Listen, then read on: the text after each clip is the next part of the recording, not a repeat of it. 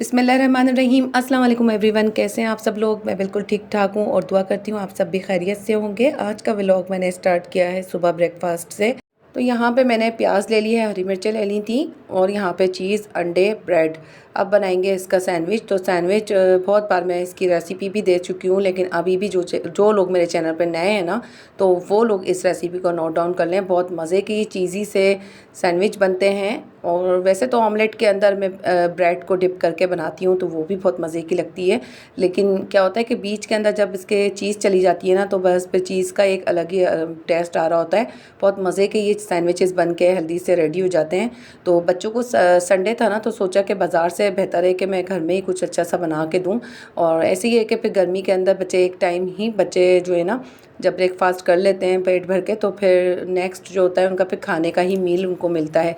और वो बीच में कुछ मांग भी नहीं रहे होते हैं। और फिर ऐसे ही होता है कि बहुत फिल सा लग रहा होता है, पानी पीने का बहुत ज़्यादा दिल कर रहा होता है गर्मी के अंदर। और जूसेस वगैरह का इसका ही इस्तेमाल हो जाता है ना बीच में, तो फिर खाने की इतनी नीड लगती भी नहीं है। तो फिर मैं यही करती हूँ कि शाम का मील जल्दी से मैं रेडी कर लेती हूँ और फिर हम लोग डिनर जो है वो रात को जल्दी से खा लेते हैं। अच्छा, तो यहाँ पे मैंने क्या करा था, दाने वाली प्याज काट ली थी और प्याज को मैंने बिल्कुल बारीक बारीक चॉप किया था। उसके बाद मैंने हरी मिर्च को भी चॉप कर लिया था बारीक बारीक सा, और जो है ना अंडों के अंदर डाल दिया था और रेड चिली पाउडर डाल दिया था, नमक डाला है और कुछ भी नहीं डलता है इसके अंदर। चाहे तो आप हरे धनिए के लीव्स डाल सकते हैं, आपको अगर पसंद हो तो। और लगते बड़े खूबसूरत हैं। तो अच्छा, यहाँ पे फैला के ना पतला पतला सा बैटर अंडे का, उसके ऊपर मैं ये 4 स्लाइस रख देती हूँ। अच्छा, इन चारों स्लाइस के ऊपर मैं चारों पे चीज़ नहीं रखूँगी। आप लोग अच्छी तरीके से देख लें। जो लोग मेरे चैनल पर नए हैं ना, तो उनको तो शायद ये मेरी रेसिपी नहीं लगेगी, लेकिन जो मेरी पुरानी ऑडियंस है और वो अक्सर मेरे चैनल पे जो है ना देखते ही रहते होंगे, बल्कि मैं अब 2 साल होने को आ रहा है तकरीबन अक्सर ये वाला ब्रेकफास्ट रेडी कर ही रही होती हूँ। तो मैंने जब जब बनाया है, जब भी मैंने आप लोगों से शेयर किया है, ताकि ये कि जो लोग मेरे चैनल पे नए हैं ना, तो वो उन लोगों को भी मेरी ये रेसिपी मिल जाए। अच्छा, यहाँ पे मैं 2 ब्रेड के ऊपर जो है ना सैंडविचेस के रख दूँगी चीज़। तो चीज़ को रखने के बाद ना मैं उसको फ़ौरन से फ़ोल्ड कर दूँगी, ताकि ये कि अंडा नीचे से बहुत जल्दी सिकने पे आ जाता है ना, तो ये चीज़ भी जो है उसको भी हीट मिल जाए आराम से और चीज़ हमारी थोड़ी सी मेल्ट हो जाए। बस ये रेडी हो जाते हैं। इतना कोई रॉकेट साइंस नहीं है इसके अंदर कि ये कोई बहुत ज़्यादा सेकने पड़ते हैं या बहुत ज़्यादा ऑयल में बनाने पड़ते हैं।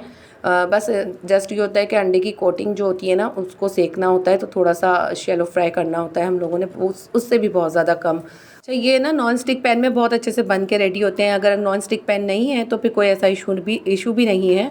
जो आम पैन होते हैं हमारे यहाँ पे या तवे होते हैं, उनके ऊपर भी आराम से बन जाते हैं।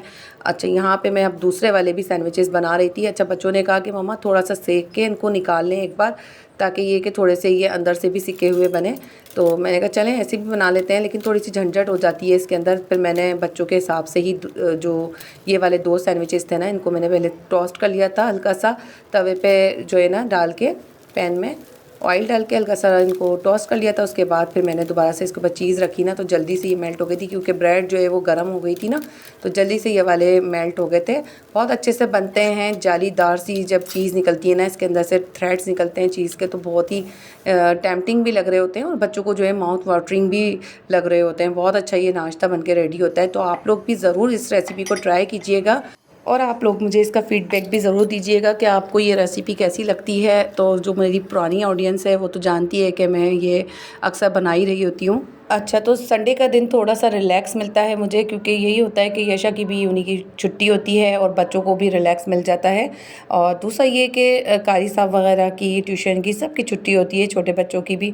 तो मुझे तो बड़ा ही सुकून लग रहा होता है संडे के दिन। अच्छा, अक्सर बच्चे कह रहे होते हैं कि मम्मा कहीं आउटिंग पे चलते हैं या मामा के चलते हैं, तो फिर मुझे ये होता है कि यार थोड़ा सा रेस्ट मिल जाएगा संडे को, फिर घर में ही रह लेते हैं। लेकिन क्या होता है कि फिर बच्चे जब कह रहे होते हैं ना, तो फिर मैं कहती हूँ नहीं, मेंटली सुकून भी बहुत ज़रूरी होता है।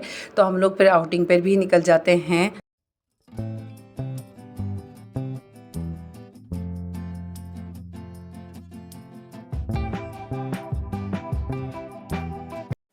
अच्छा, नाश्ते वगैरह से फ़ारिग होकर बस मैं लग गई थी कड़ी चढ़ाने में, क्योंकि हस्बैंड का फ़ोन आ गया था और वो यही पूछ रहे थे कि कब तक रेडी हो जाएगी। और मैं तो बड़े आराम से नाश्ता कर रही थी बैठी हुई, और मुझे यही था कि कड़ी बन जाएगी, लेकिन जब हस्बैंड का फ़ोन आया कि मुझे जो है बहुत जल्दी चाहिए दुकान पर और बच्चे भी वेट कर रहे हैं, तो फिर मुझे ये हुआ कि जल्दी से बस मैं अपना किचन नीट क्लीन करूँ।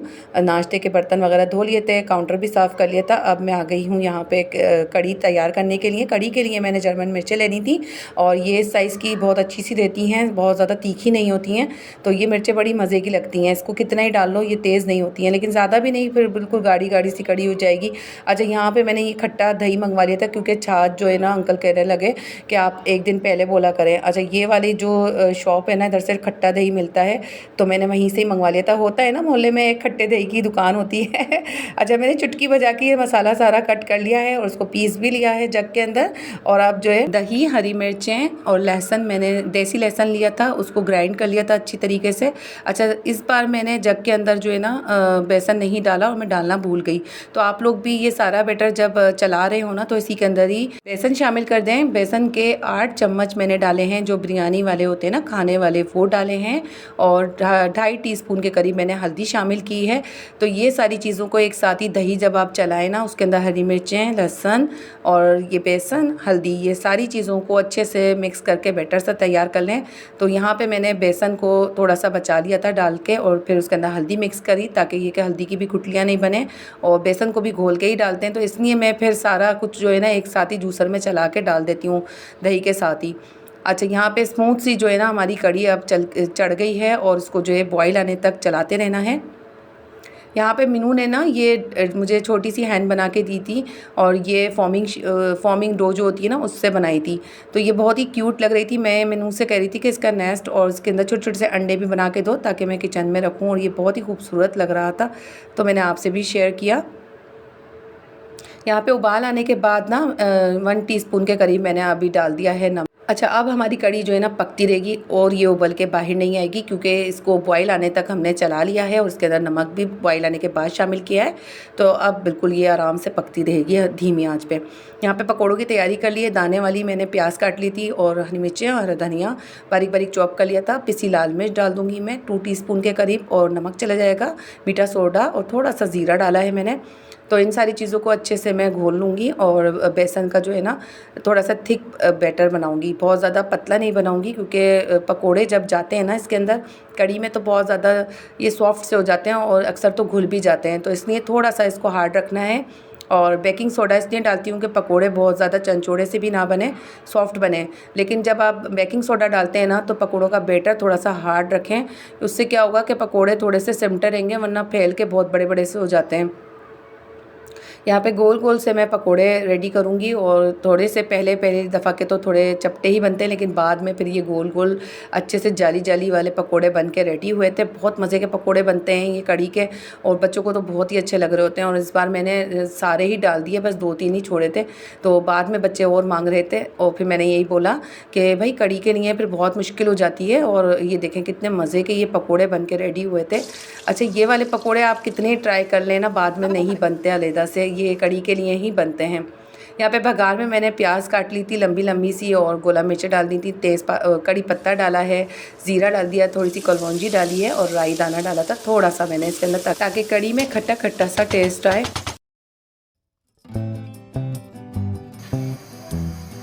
चलें जी, तो कड़ी तो बन के रेडी है, और फ़ोन भी आ गया था हस्बैंड का, दुकान के लड़के भी आ गए थे, और ये पैक कर दी है मैंने कड़ी अच्छी सी। 5 अफराद की कड़ी मैंने ये पैक कर दी है। और हस्बैंड जो है वो तंदूर की रोटी मंगवा लेंगे या फिर चपातियाँ, ये उससे खाएंगे गरम गरम। नेक्स्ट डे का क्लिप है आगे, तो वो हमारा है वेडिंग क्लिप। तो वेडिंग किसकी थी? वेडिंग थी मेरे हस्बैंड के दोस्त की, और ये रियाज की शादी में हम लोग गए थे। मेरे हस्बैंड के दोस्त हैं ये बहुत अच्छे से, और जाकिर के भी दोस्त हैं, इनके कज़न जो है खाला के बेटे, उनके भी ये बहुत अच्छे दोस्त हैं।